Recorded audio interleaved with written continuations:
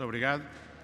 Boa tarde a todos. É um enorme prazer estar aqui convosco hoje e partilhar um pouco do que nós, Smart Energy, fazemos. E vou falar-vos sobre a utilização do hidrogênio verde na aviação. Falo-ei em português, estamos em Portugal, mas a apresentação está em inglês. Como nos recordaremos,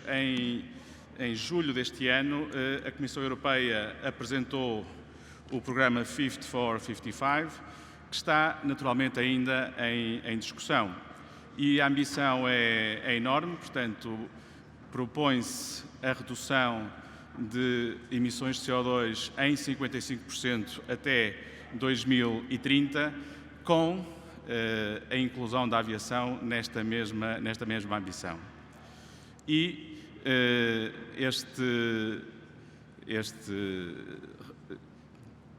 este programa proposto pela União Europeia terá naturalmente que ser negociado e aprovado pelos vários países e, em nosso entender, conjugado com uma pressão forte dos consumidores finais, dos utilizadores, levarão a que, efetivamente, se desenvolvam novas tecnologias e sejam criados combustíveis mais sustentáveis para serem utilizados pelos diversos setores e, em particular, pelo setor da aviação. E sabemos que há necessidade, naturalmente, de garantir que os combustíveis cumpram com as especificações que são definidas de forma internacional e também que sejam tornados disponíveis para poderem, de forma segura, de forma fiável em termos de negócio, utilizados pelos operadores. E a ambição da União Europeia é materializada com algumas cotas, alguns objetivos que são definidos, desde logo a utilização de biocombustíveis avançados em 2,2% e a utilização de biocombustíveis renováveis de origem não biológica em 2,6%. Não gostava de vos maçar aqui muito com aspectos muito quantitativos. De qualquer maneira, o programa Refuel EU para a aviação engloba e terá naturalmente que atender às implicações que esta mudança acarreta, seja para os fornecedores dos combustíveis, seja para as companhias de aviação, seja também para os aeroportos. E, de facto, a ambição é muito grande e irá ser, em grande medida também, ditada por uma, batalha que neste momento se pode dizer estar a acontecer entre os players do setor da aviação, procurando definir em que ranges é que serão mais adequadas determinado tipo de tecnologias. Parece ser mais ou menos consensual que no short range, onde se concentram 40% das emissões, as opções pelas soluções à base de baterias, portanto, eletrificação da frota, poderá ser interessante. No long range, também não há dúvida que provavelmente teremos que trabalhar com os biocombustíveis e os combustíveis avançados para a aviação. No mid-range, entre os 1.500 e os 6.000 km, há ainda uma série, digamos, de investigação e de trabalho que está em curso, no qual nós, Smart Energy, estamos associados, para procurar encontrar as melhores soluções do ponto de vista do vetor energético a adotar. Em todo caso, nós defendemos que, no imediato, vão ser necessárias, de facto, alternativas e as alternativas passarão necessariamente por combustíveis mais sofisticados e mais avançados, porque, efetivamente, não há outra forma de manter os aviões no ar e de eliminar as emissões de CO2. O desafio que temos pela frente é, de facto, um desafio muito grande. Convém que tenhamos em conta que,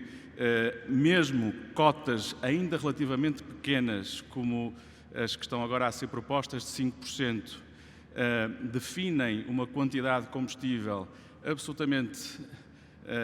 enorme, de uma dimensão muito grande,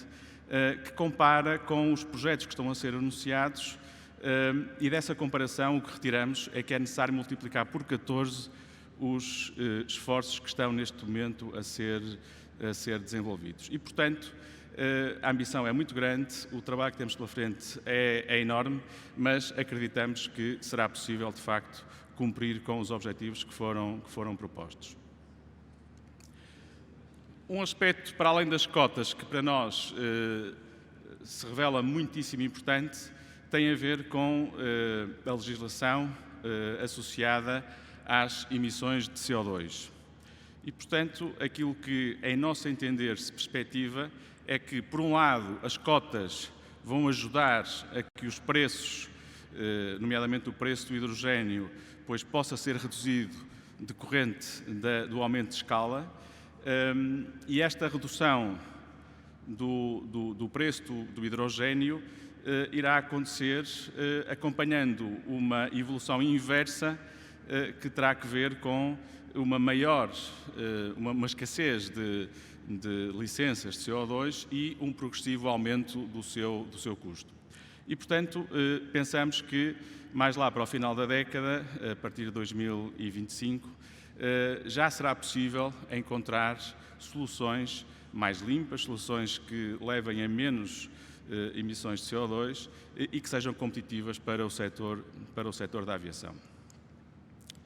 Nós estamos a trabalhar com algumas das maiores empresas de oil and gas da Europa, no sentido de desenvolvermos soluções para a produção de e-crude,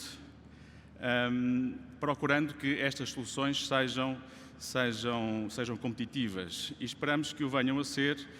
à medida que vá sendo possível aumentar a capacidade dos eletrolisadores e das soluções que nos propomos implementar com estes parceiros, e isso naturalmente é possível à medida que na indústria associada à produção de eletrolisadores exista não só tecnologia, mas também existe a capacidade industrial para efetivamente se produzirem,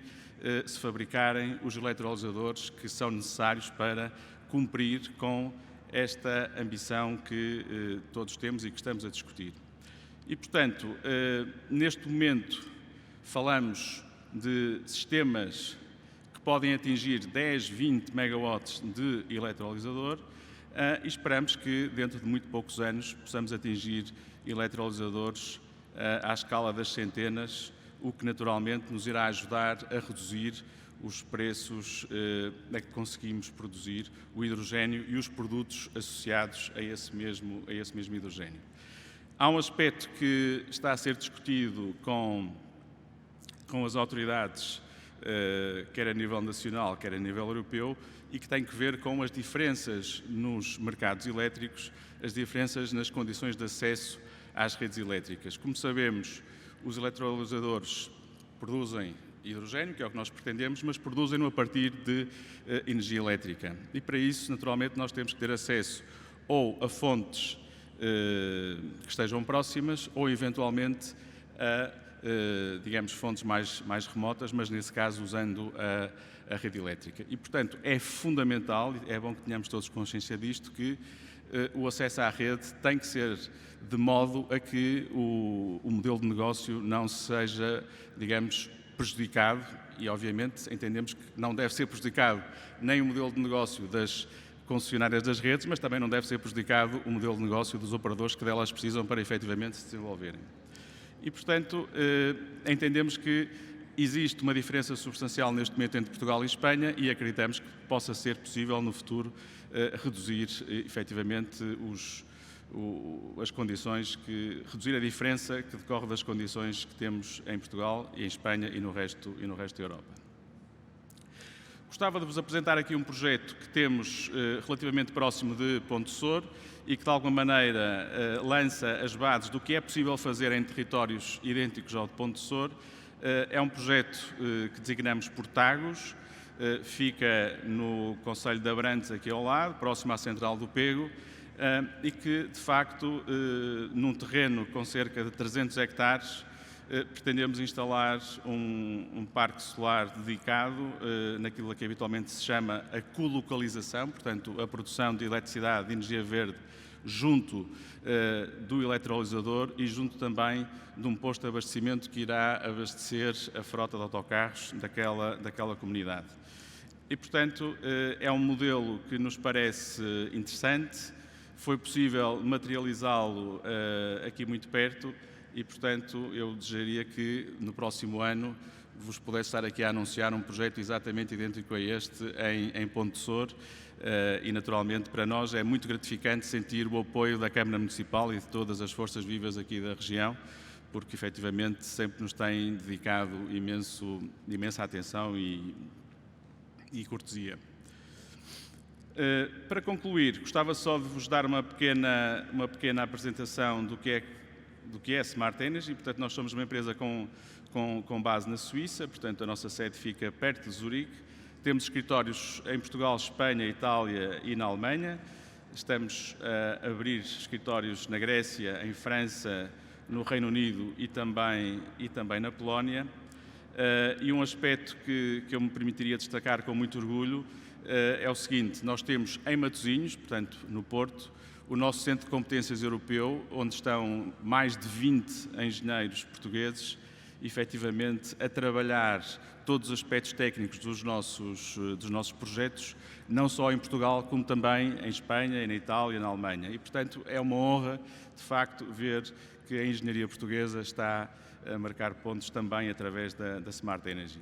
Nós temos um pipeline de projetos de hidrogénio da ordem dos 700 megawatts e, portanto,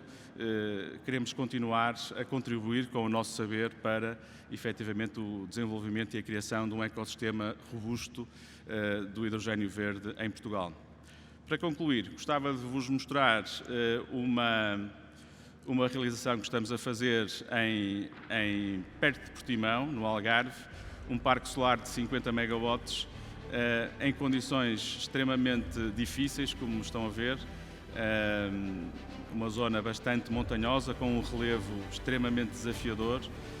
mas apesar disso foi possível desenvolver este parque que esperamos que venha a ser ligado à rede ainda antes do final do ano. E com este vídeo eu despedia-me e naturalmente estou à vossa disposição caso alguém queira colocar alguma questão para procurar responder. Muito obrigado.